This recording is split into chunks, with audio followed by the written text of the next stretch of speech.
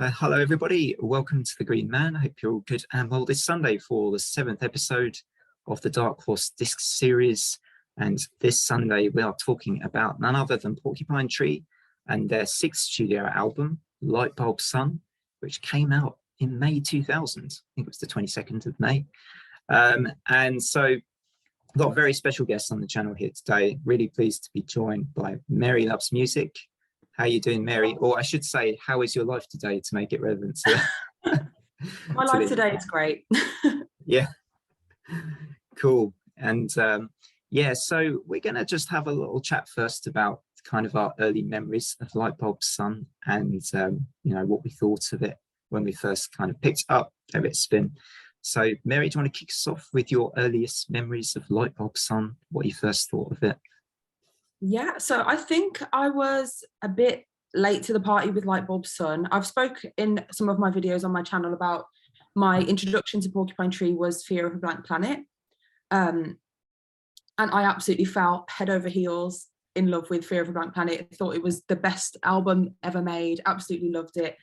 And then I kind of delved into the world of Porcupine Tree. So if I like an artist, I'll usually start from the beginning of their discography because I like to see the progression. So once I'd heard Fear of a Blank Planet, I went right the way to the start and listened to On the Sunday of Life, which still not a big fan of, don't like it very much, and then moved my way through the discography in sort of chronological order. So when I got to Lightbulb Sun, I feel like I was kind of acquainted with quite a few of their albums by that point. I kind of knew the sound, knew a bit of a history of the band. And I'd also, during that time, got into Stephen Wilson solo albums. So I'd listened to pretty much all the Stephen Wilson solo albums when I got to Lightbulb Sun. And I was kind of, I feel like it's a bit of a predictable album for me. I'm not sure if you would agree, but because the album that came before was Stupid Dream, I very much see Stupid Dream and Lightbulb Sun not as one of the same, but I think they're of that same sort of era. They're released on the same label. I can't remember the name of the label, but it's that sort of era of sound, the kind of poppy Snapper, yeah, the Snapper era. Yeah, so they're kind of they're not completely similar, but they've got those accessible, melodic, big choruses, kind of layered vocals, lots of vocal harmonies. So I kind of knew what to expect, I would say, by the time I'd got to Lightbulb Sun. Yeah, I think so I kind of discovered them about the time of Deadwing coming out, and that album really, to me, I guess was, you know, it had an accessibility to it a little bit. I mean, it was very heavy, which suited my taste for heavier stuff as well. You know, with tracks like Shallow, I think, and you know, it's just one of those albums that I just really got into. I think Lazarus was actually the first track I heard, though, which was kind of a nice, really kind of, you know, kind of more softer, kind of mellow type Porcupine Tree track. So Lightbulb Sun was actually, I think it was a while before I even got to it. I kind of did Deadwing, then like you, Fear of a Blank Planet, and you know, was pretty blown away by that.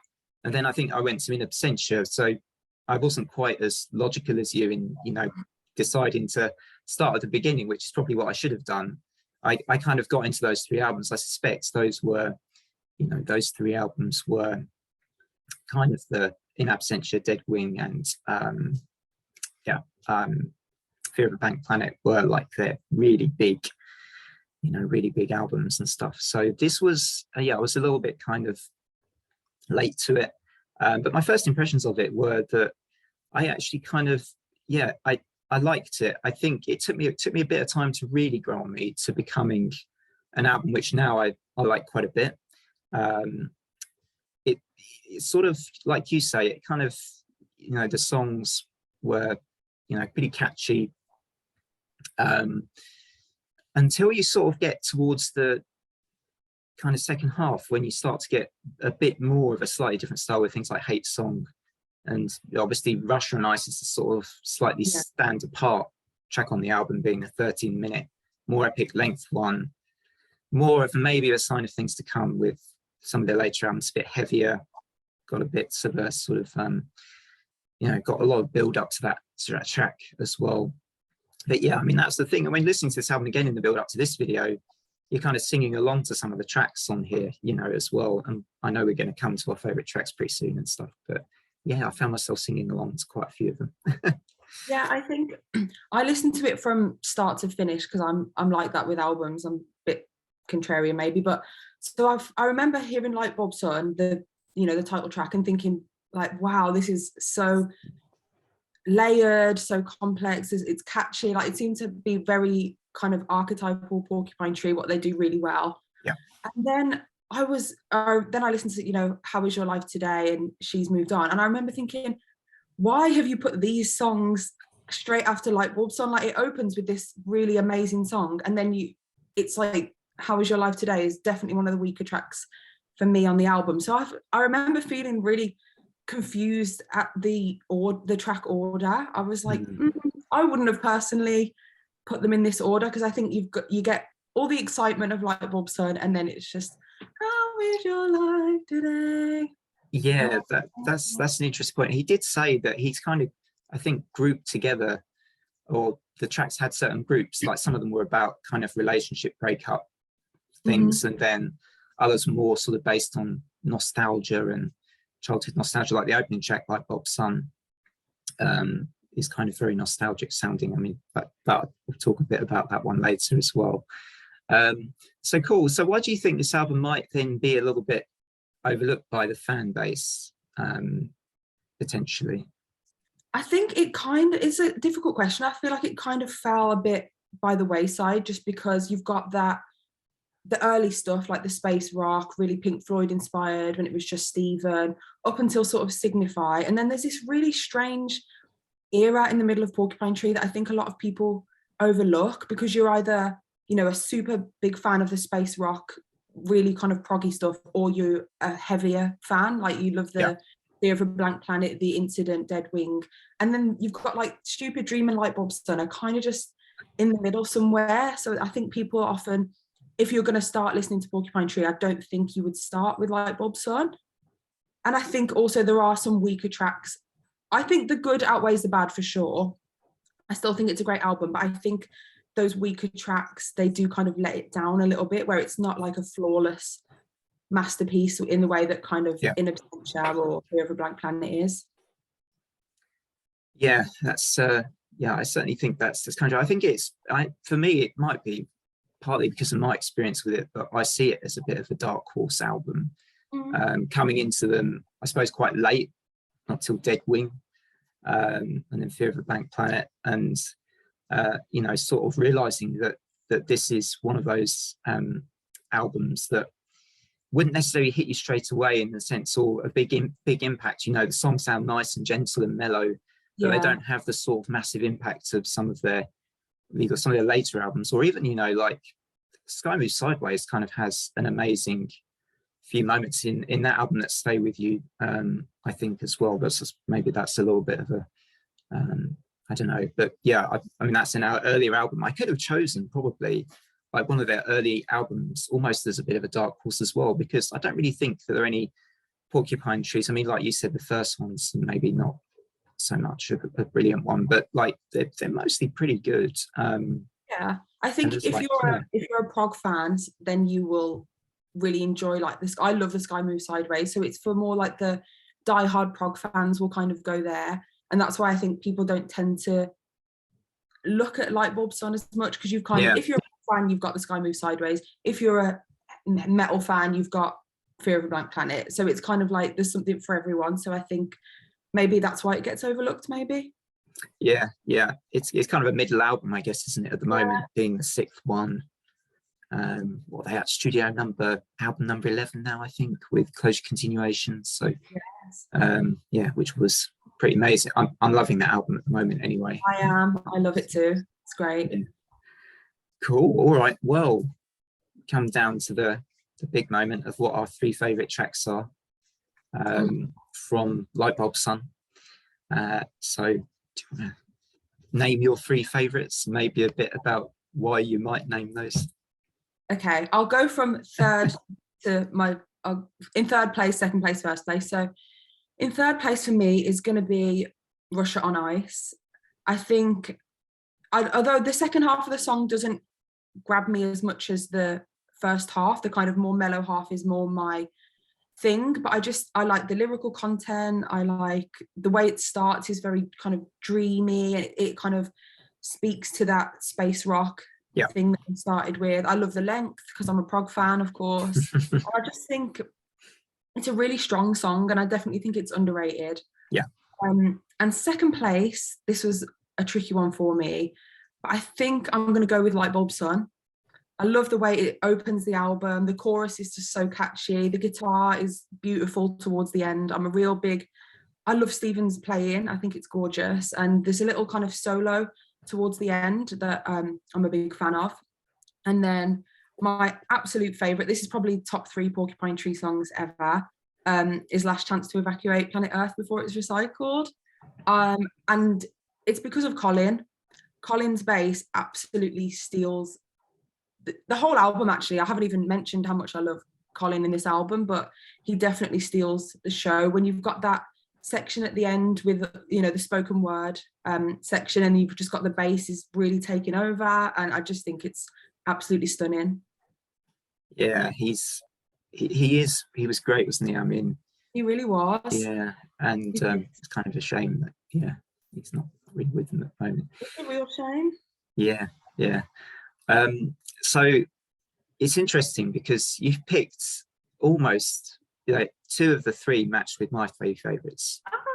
That's good.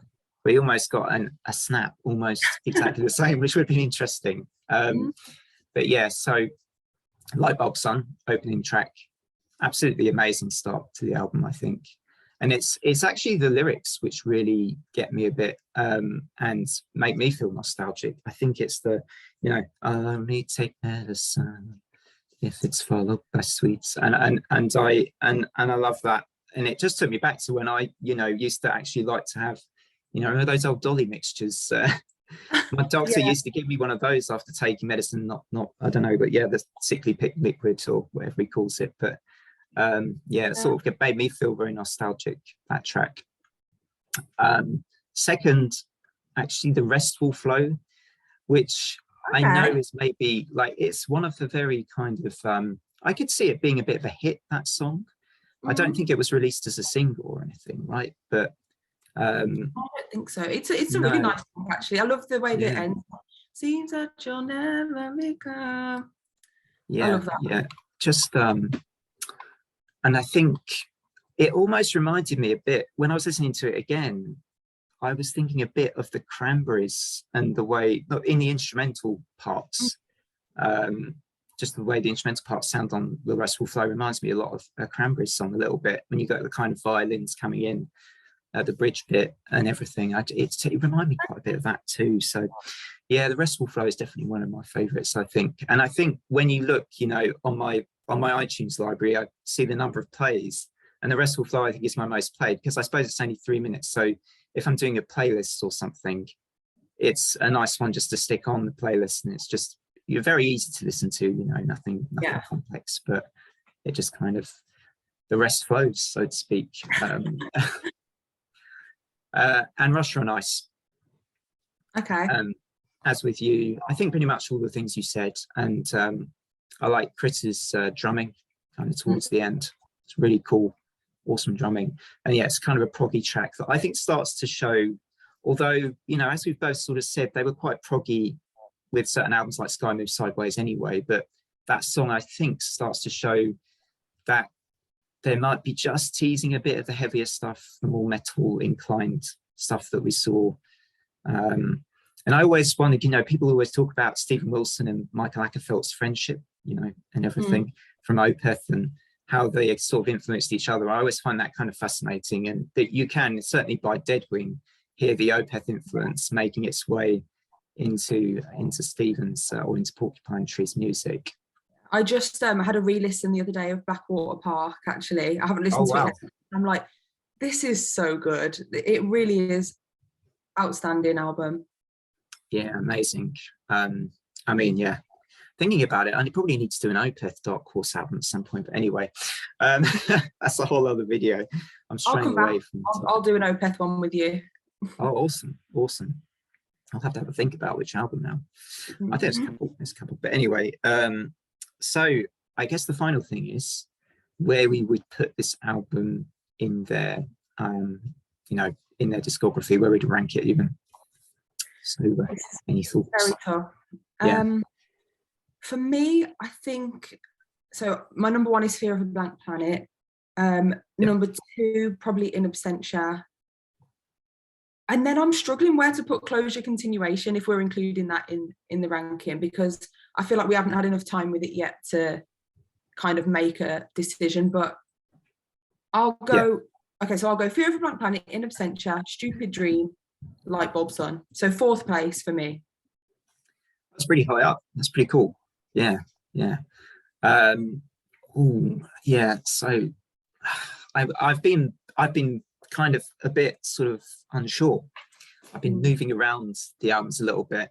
I think Dead Wing, I always say, because it was my first album and just because I love a lot of the songs on there, it's kind of been my number one, even though Fear of the Blank Planet is understandably a lot of people's favorites and it's an absolutely brilliant album. That would probably be my number two. Third, and yeah, I always think Closure Continuation at the moment, I like it so much. I think it could be third or fourth. Then In Absentia maybe. Then I think this one maybe fifth.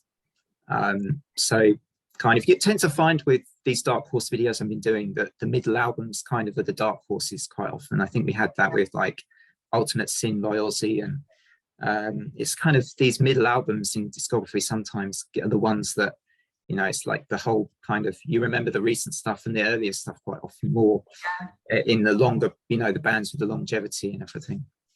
But yeah, I think that's where it would be for me, maybe about fifth. Yeah. That's fair. I feel like I want to put Dead Wing higher now. I've changed my mind. I want to put Dead Wing in fourth and then move Lightbulb Sun to fifth. Sorry. That's all right. Yeah, cool. A late change. I like it. Because when you said it, I was like, oh yeah, actually, Dead Wing is probably a bit better. Yeah.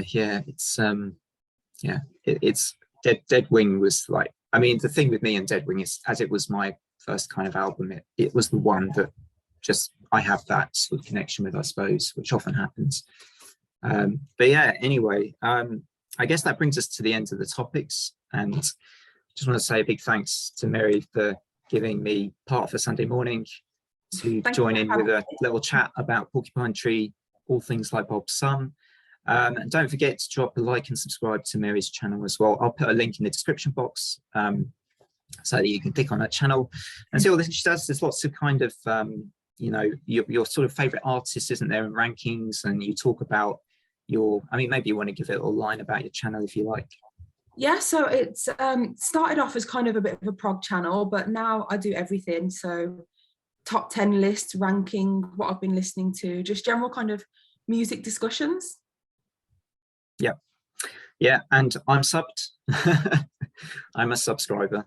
So yeah, look forward to seeing. I think I was going to watch your top 10 Pink Floyd songs. I saw that come up the other day on my, you know how you get your kind of recommendations and stuff. I was like, oh, I need to check out your top 10 Pink Floyd songs and see if there are any. Probably changed since then, actually. I might need to do. They're one of those bands who it's almost impossible, isn't it? But, yeah, it is. Awesome. Well, thank you very much. And don't forget to, you know, drop a like and subscribe to my channel if you enjoy this kind of content and the rankings and the sci-fi and fantasy stuff and the album reviews and all that palaver. Otherwise, from me and Mary, thank you very much. And until next time, bye for now.